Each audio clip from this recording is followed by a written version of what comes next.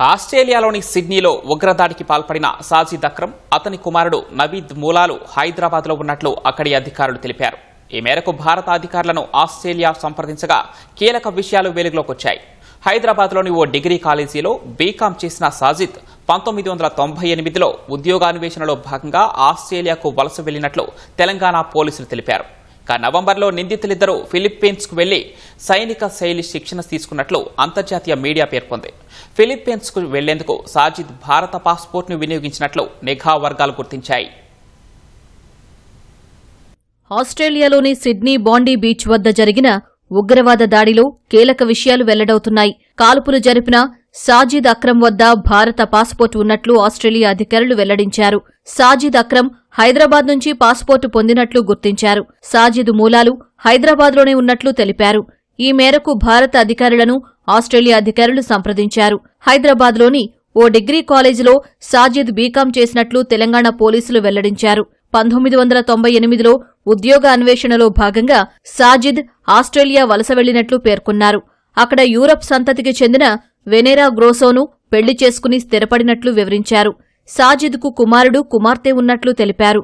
ఉగ్రదాడిలో మరో నిందితుడిగా ఉన్న సాజిద్ కుమారుడు నవీద్తో పాటు సాజిద్ కుమార్తె సైతం ఆస్ట్రేలియాలోనే జన్మించినట్లు వెల్లడించారు. వారిద్దరికీ ఆస్ట్రేలియన్ పౌరసత్వం ఉన్నట్లు అధికారులు ధృవీకరించారు.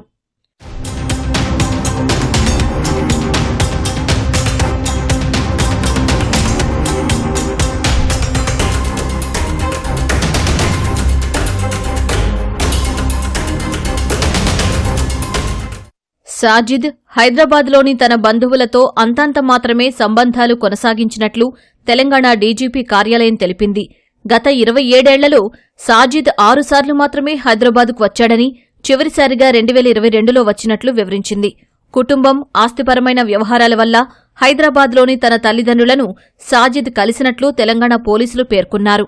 తండ్రి మృతి చెందిన సాజిద్ హైదరాబాద్కు రాలేదని అతని కుటుంబ సభ్యులు తెలిపారు. సాజిద్కు ఉగ్రవాద భావజాలం ఉన్నట్లు తమకు తెలియదని వెల్లడించారు. సాజిద్, అతని కుమారుడు నవీద్కు హైదరాబాద్లోని కుటుంబీకులతో ఎలాంటి సంబంధాలు లేవని తెలంగాణ పోలీసులు తెలిపారు. భారత్లో ఉన్నప్పుడు సాజిద్ నేరాలకు పాల్పడినట్లు ఎలాంటి రికార్డులు తమ వద్ద లేవని వివరించారు. నిందితుడు సాజిద్ వివరాలను భారత ప్రభుత్వం సహా తెలంగాణ పోలీసులతో ఆస్ట్రేలియన్ అధికారులు పంచుకున్నారు. సాజిద్కు సంబంధించిన మరిన్ని వివరాల కోసం కేంద్ర, తెలంగాణ నిఘా వర్గాలు ఆరా తీస్తున్నాయి.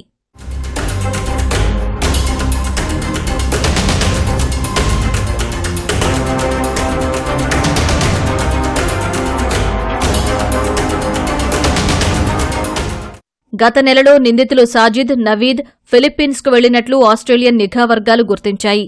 ఫిలిప్పీన్స్కు వెళ్లేందుకు సాజిద్ భారత పాస్పోర్ట్ను వినియోగించగా నవీద్ ఆస్ట్రేలియన్ పాస్పోర్ట్ను ఉపయోగించినట్లు వెల్లడించాయి. నవంబర్ 1 నుంచి 28 వరకు ఫిలిప్పీన్స్లోనే నిందితులు ఉన్నట్లు పలు మీడియా కథనాలు పేర్కొన్నాయి. అక్కడ ఉగ్ర సంస్థల నుంచి సాజిద్, నవీద్ సైనిక తరహా శిక్షణ తీసుకున్నట్లు వెల్లడించాయి. నిందితులకు ఉగ్ర సంస్థలతో ఉన్న సంబంధాలపై దర్యాప్తు చేస్తున్నట్లు Australian brand casting corporation ABC వెల్లడించింది. 2019 నుంచి నవీద్కు ఉగ్ర సంస్థలతో సంబంధాలు ఉన్నట్లు పేర్కొంది. బాండీ బీచ్ దాడిలో యూదులే లక్ష్యంగా నిందితులు కాల్పులు జరిపినట్లు తెలిపింది. పోలీసులు జరిపిన ప్రతి దాడిలో సాజిద్ మృతి చెందగా అతని కుమారుడు నవీద్కు గాయాలయ్యాయి.